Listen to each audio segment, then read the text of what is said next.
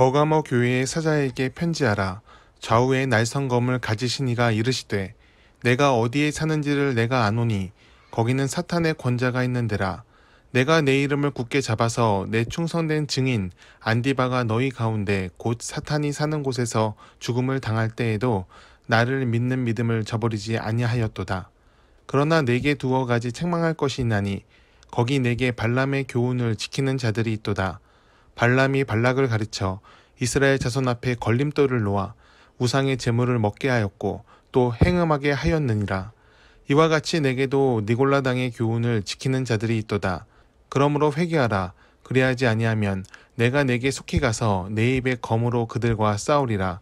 귀 있는 자는 성령이 교회들에게 하시는 말씀을 들을지어다.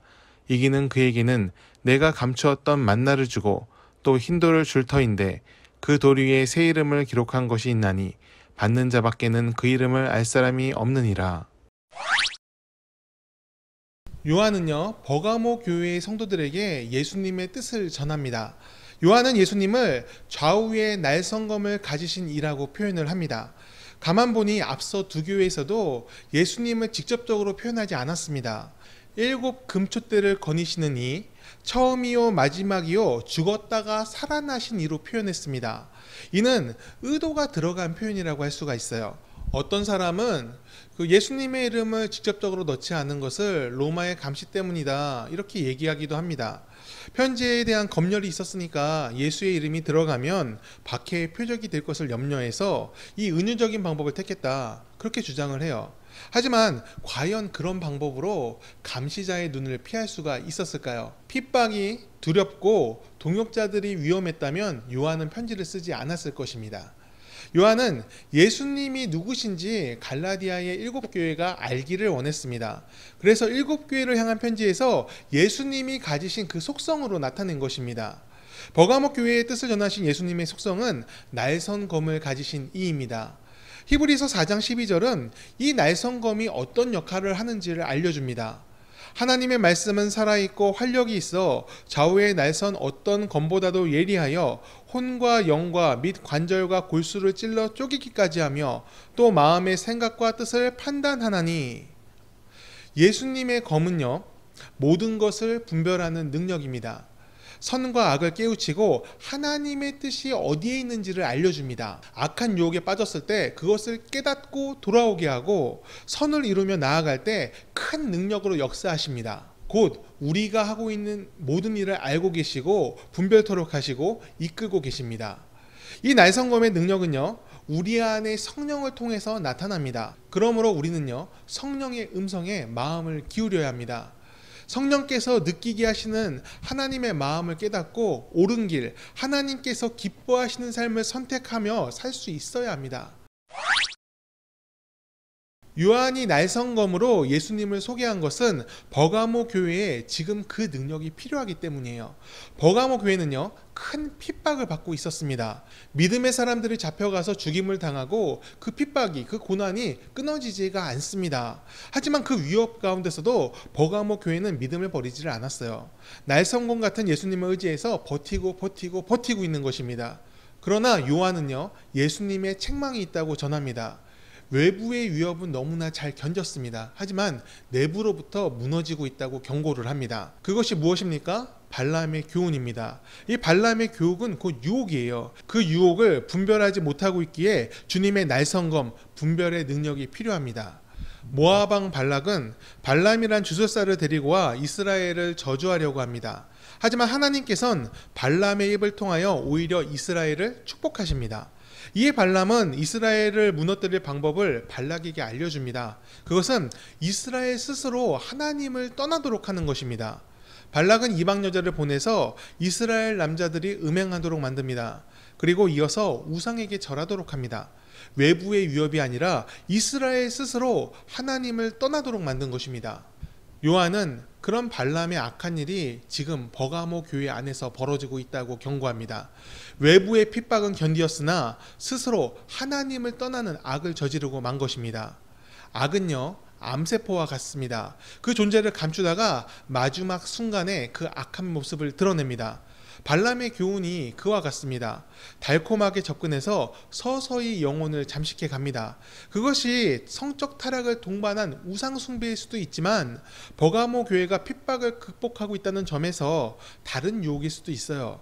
하지만 확실한 것은 그들은 그것을 자각하지 못한 채 서서히 달궈지는 냄비 속의 개구리처럼 그 영혼이 죽어가고 있다는 것입니다. 요한은 발람의 교훈을 말하면서 니골라당을 얘기합니다. 니골라당은 영지주의 이단입니다. 영지주의는 육은 악한 것이고 영은 선하다고 주장을 합니다. 얼핏 들으면 맞는 말 같아요. 그러나 이들은 영만 지키면 된다 이렇게 주장을 해요. 육은 아무리 오염되어도 훗날 버리게 될 것이니 영만 온전하면 된다라는 뜻이에요. 우상의 재물을 먹어도 되고요. 음행을 저질러도 된다는 논리입니다. 육은 모든 죄를 떠안고 소멸할 것이니 세상의 것을 다 받아들여도 영만 지킬 수 있다면 괜찮다는 식입니다. 하지만 이것은 지저분한 합리화예요.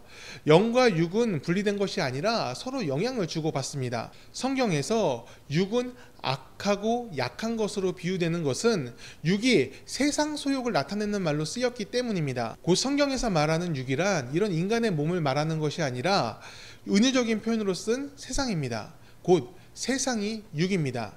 사람을 영과 육으로 나누는 것은 가당치가 않습니다. 영과 육은 연결되어 있고 서로 영향을 주기 때문입니다. 영이 악하면 육도 타락하고요. 육이 타락하면 영도 영향을 받아요. 어느 하나만 선할 수 있다고 생각하는 것은 이율배반적이에요.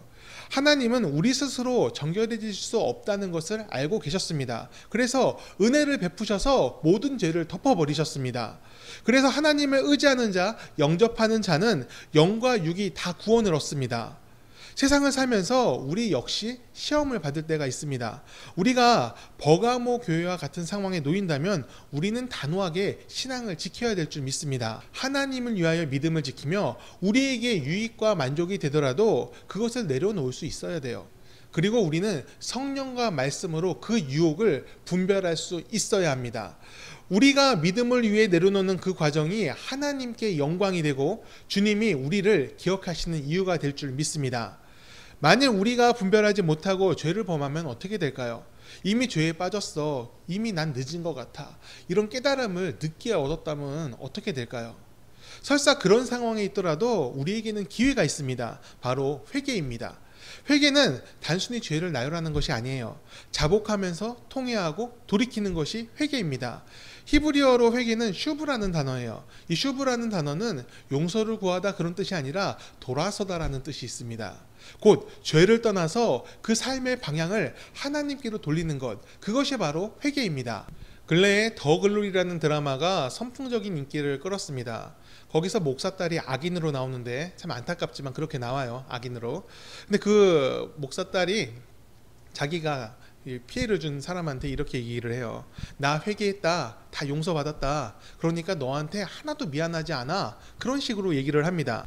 그랬더니 피해자가 이렇게 대답을 합니다. 내가 기도해 봤는데 하나님이 너 때문에 굉장히 빡쳤어. 가짜 회개를 비꼰 것이죠. 안타깝지만 회개를 이 드라마처럼 오해하는 사람들이 상당히 있는 것 같습니다. 회개는 장부에서 죄목 하나씩 지워가는 것이 아닙니다. 회개는요, 진실해야 합니다. 죄를 돌이키는 과정은요, 아플 수가 있습니다. 하나님뿐만 아니라 죄로 인해 맺힌 열매까지도 털어낼 수 있어야 합니다. 사람에게 피해를 줬다면 그것을 회복하려는 노력이 이어져야 합니다. 눈물과 반성이 없는 회개는 가짜이고 하나님께서 받아주시지도 않습니다. 요한은 회개하는 자들을 이기는 자라고 표현을 합니다. 회개를 이루는 것이 곧 승리라는 뜻입니다. 승리하는 자에게는 감추어졌던 만나와 흰돌이 주어집니다. 만나는 하나님께서 주시는 영의 양식입니다. 말씀과 거룩한 깨달음, 선한 인도하심이 우리 가운데 부어집니다. 그리고 흰돌을 주시는데 그 위에 하나의 새로운 이름이 쓰여져 있습니다. 그 이름이 무엇입니까? 바로 예수 그리스도입니다. 우리에게 주어진 흰돌은 곧 믿음의 증거입니다. 믿음이 없는 자들은 그 이름을 알 수도 없고 깨달을 수도 없습니다. 그저 돌이고 아무 영향력이 없는 글귀일 뿐입니다. 하지만 믿음의 사람들에게 그 이름은 곧 승리입니다. 주님께서 우리에게 하신 약속의 성취가 그 이름 예수를 통해서 우리에게 주어질 것이기 때문입니다.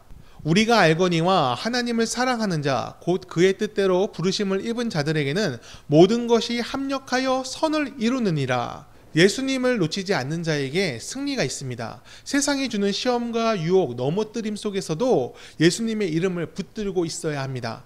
그 붙드는 과정이 항상 기쁘고 좋은 일은 아닐 수도 있습니다. 고난과 슬픔, 탄식이 나오는 일일 수도 있어요. 그러나 주님의 이름을 붙들고 믿음으로 나아가는 자에게 그 모든 것이 선한 열매로 맺힐 것입니다. 하나님께서 기억하시고 믿음의 열매로 이어주실 것입니다.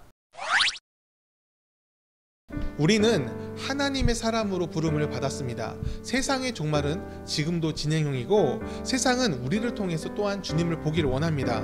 그러기에 우리를 계속 시험하고 있는 거예요. 하나님을 증거해봐라. 너희 하나님이 어디 계시냐? 너의 믿음의 열매를 보이라고 계속 시험을 주고 유혹을 하는 것입니다. 우리는 그 시험과 유혹을 믿음으로 이겨내야 합니다.